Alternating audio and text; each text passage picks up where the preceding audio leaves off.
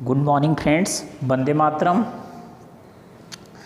तो हम आज फिर गुरुत्वाकर्षण चैप्टर, जो हमारा चैप्टर है, इसमें आज आगे की तरफ थोड़ा सा बढ़ते हैं। तो सबसे पहले आप सभी ये पूरे वीडियो को खूब अच्छी तरह से देखिएगा, तो निश्चित रूप से आपको ये वीडियो समझ में आएगा।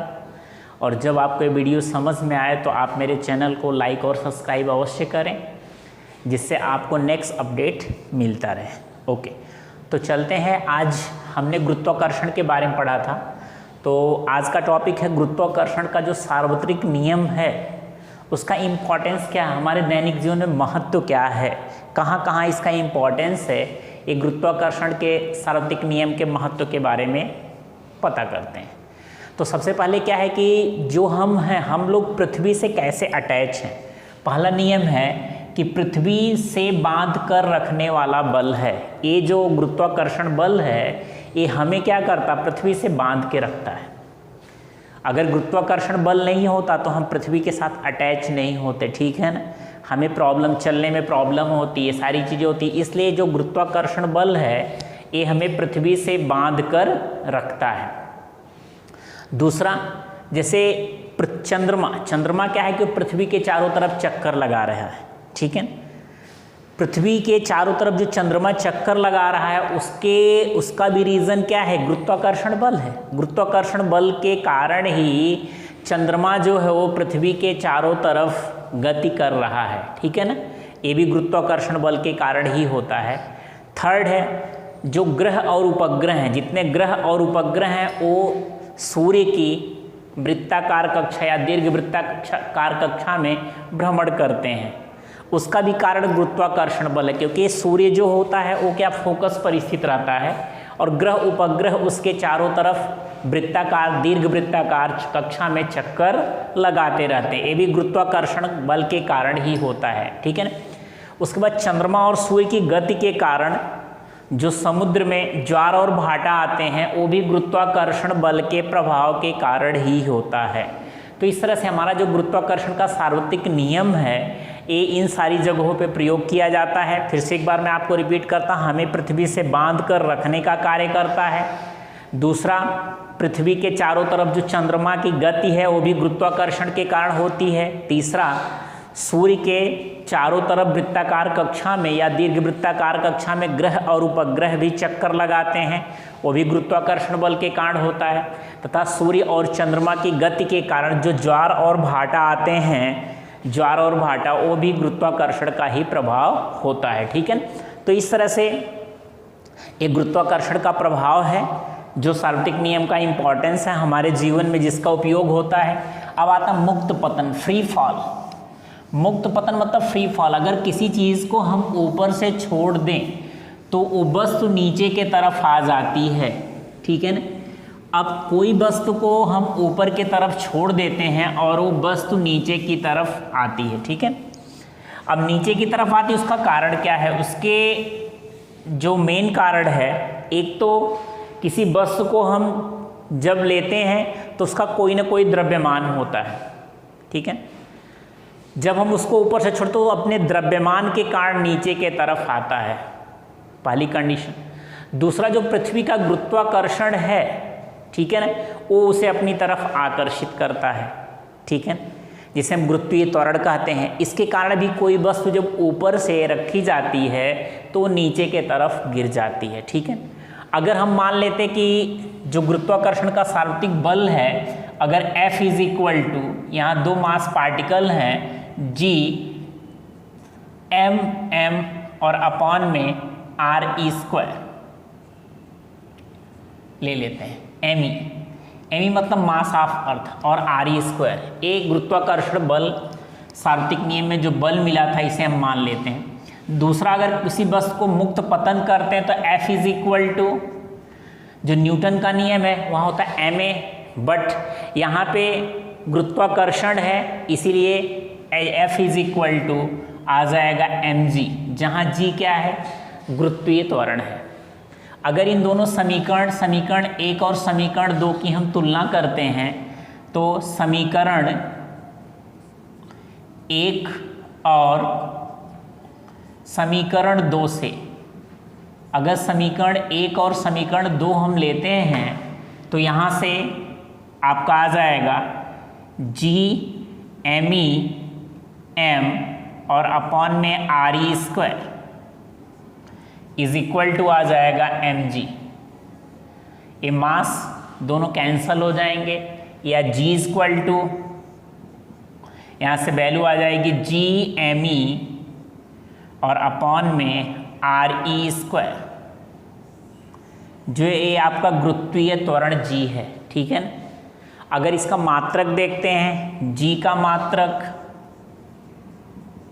अगर हमें जी का मात्रक निकालना है तो जी का मात्रक आपका हो जाएगा जी, यह गुरुत्वाकर्षण नियतांक है जिसका मात्रक होता है newton metre square per kilogram square into M E A द्रव्यमान है, द्रव्यमान का मात्रक होता है किलोग्राम। यहाँ से आर ई पृथ्वी की जो त्रिज्या है, ठीक है ना, पृथ्वी की त्रिज्या है, तो त्रिज्या पृथ्वी की हम आर ई, तो इसका मात्रक हो जाएगा मीटर स्क्वायर, ठीक है। अब आप देखो यहाँ से जी का अगर हमें मात्रक निकालना है, ठीक है ना, तो जी का मात्रक कैसे निकाले, ठीक है ना। अब न्यूटन ये फोर्स का मात्रक है, F इज इक्वल टू होता है m इंटू ए, यम मतलब मास, ए मतलब एक्सेलरेशन, क्या हो जाएगा किलोग्राम, और एक्सेलरेशन का मात्रक होता है मीटर पर सेकेंड स्क्वायर, ठीक है। तो न्यूटन के जगह इस वैल्यू को पुटअप करते हैं, यहाँ मीटर स्क्वायर कैंसिल हो जाएगा, तो यहाँ हो जाएगा kilogram metre per second square, ठीक है, into kilogram to the power -2 into KG. अब देखो एक केजी और एक केजी, इस KG to the power half से कैंसिल हो जाएगा -2 से, तो यहाँ जाएगा मीटर पर सेकेंड स्क्वायर। तो इस तरह से जी का जो मात्रक होगा वो होगा मीटर पर सेकेंड स्क्वायर, ठीक है। तो यहाँ से हम क्या कर सकते हैं कि मुक्त पतन में जी कैसे फाइंड आउट होता है, जी का मान G equal to G M E upon R E square find out कर सकते हैं, ठीक है। अब जी की जो वैल्यू होती है, जी की वैल्यू कैसे निकालेंगे, अगर आपको जी का मान है तो जी का फार्मूला हो गया मुक्त पतन के लिए। अब जी की अगर वैल्यू हमें फाइंड आउट करनी हो तो जी की वैल्यू कैसे फाइंड आउट करेंगे, ठीक है ना। अगर हम मान लेते हैं कि हमारा जो जी के मान का परिकलन कैसे करना, गुरुत्वीय त्वरण जी के मान का परिकल्पना करना है, तो यहाँ हो जाएगा G is equal to G M E upon R E square, ठीक है। तो यहाँ जी की वैल्यू होती है 6.67 into 10 to the power -11 newton metre square per kilogram square. ये तो आपकी वैल्यू हो गई कैपिटल जी की। एम ई मतलब मास ऑफ अर्थ, पृथ्वी का द्रव्यमान, पृथ्वी का द्रव्यमान। तो जो पृथ्वी का द्रव्यमान है वो है 6, पृथ्वी का द्रव्यमान है 6 into 10 to the power 24 kg। R E radius of earth, पृथ्वी की त्रिज्या, पृथ्वी की त्रिज्या, तो ये पृथ्वी की त्रिज्या है 6.4 इंटू 10 टू द पावर 6 मीटर, ठीक है। ये पृथ्वी की त्रिज्या है। अब यहाँ से जो जी की वैल्यू है, जी की वैल्यू का परिकलन किया जा सकता है। यहाँ जी कांस्टेंट था जिसकी वैल्यू थी 6.67 into 10 to the power -11। M E जो है वो पृथ्वी का द्रव्यमान है 6 into 10 to the power 24 kg, और आर ई पृथ्वी की त्रिज्या है जिसकी वैल्यू है 6.4 इंटू 10 टू द पावर 6 मीटर, ठीक है। अब यहाँ से हम जी की वैल्यू, तो G equal to G M E upon R E square, इस फार्मूले में पुटअप करते हैं। जी की वैल्यू हम पुटअप करेंगे 6.67 इंटू 10 टू द पावर -11। फिर एम ई है mass of earth 6 into 10 to the power 24 upon R E radius of earth 6.4 into 10⁶ का होल स्क्वायर, राइट। अब यहाँ से मल्टीप्लिकेशन करते हैं, मल्टीप्लिकेशन करेंगे 6.67 में 6 का, 6 7 जा 42, 4 कैरी हुआ, 6 6 जा 36, 36 4 44 कैरी हुआ, 6 6 जा 36 और 4 40, तो आ जाएगा 40.02 इंटू 10⁻, यहाँ पे -11 है और प्लस हो जाएगा 24, क्योंकि बेस दोनों का सेम है, ये जी की वैल्यू यहाँ से, और यहाँ 6.4 इंटू 6.4 इंटू 10⁻12, क्योंकि इसका हम स्क्वायर करेंगे, ठीक है, तो इसकी वैल्यू आ जाएगी।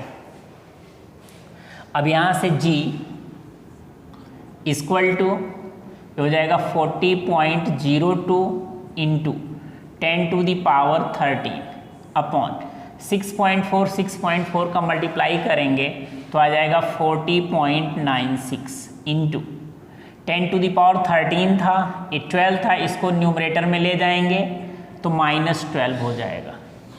तो आपकी वैल्यू हो जाएगी g is equal to 40.02 into 10 divide by 40.96, ठीक है, या g इक्वल टू हो जाएगा 400.2 अपॉन 40.96, ठीक है, या इसको डिवाइड करेंगे तो g इक्वल टू आ जाएगा 9.77 मीटर पर सेकेंड स्क्वायर, या इसी को g equal to 9.8 metre per second square हम लेते हैं, ठीक है।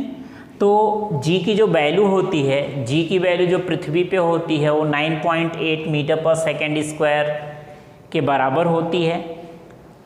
आपको बता दें कि g के मान में जो परिवर्तन होता है, g के मान में परिवर्तन अगर ऊंचाई बढ़ती है, अगर ऊंचाई बढ़ेगी तो रेडियस बढ़ेगा, रेडियस अगर बढ़ता है तो g का मान घटता है।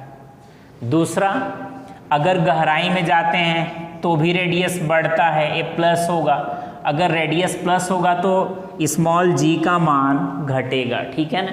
मोस्टली हम जब कोई कैलकुलेशन करते हैं तो कैलकुलेशन में g का मान 10 लेते हैं, अप्रॉक्सीमेटली 10, क्योंकि हमें कैलकुलेशन करने में आसानी हो, ठीक है ना। तो इस तरह से हम क्या कर सकते हैं, g के वैल्यू का भी परिकल्पना कर सकते हैं, परिकलन कर सकते हैं, और g का मान होगा 9.8 मीटर पर सेकेंड स्क्वायर, ठीक है ना। तो इस फार्मूले का प्रयोग करके आप g की वैल्यू को फाइंड आउट कर सकते हो, ठीक है ना। अगर ऊंचाई बढ़ेगी, ऊंचाई बढ़ने के साथ साथ g के मान में परिवर्तन होगा, क्योंकि जो हमारा g है, g आप देखो g का formula g equal to GME upon RE square, इसका मतलब है g is directly proportional to the ME, g is directly proportional to the ME। It means if g mass of the earth, mass increase करेगा तो g की value क्या करेगी, increase करेगी। दूसरा, g is inversely proportional 1 upon RE square, it means अगर radius increase करेगा तो g का मान डिक्रीज करेगा, ठीक है ना। इसीलिए जब चाहे हम ऊंचाई पे जाएं या हम गहराई में जाएं, ऊंचाई पे जाएंगे तो भी g का मान कम होगा और गहराई में जाएंगे तो भी g का मान कम होगा, ठीक है ना। तो इस तरह से हम g के वैल्यू का परिकलन कर सकते हैं। तो अब ये सारे पॉइंट्स थे, इन सारे पॉइंट्स को आप खूब अच्छी तरह देख, डेफिनेटली आपको समझ में आएगा। नेक्स्ट लेक्चर में नेक्स्ट टॉपिक को लेंगे। Okay, thank you, good bye.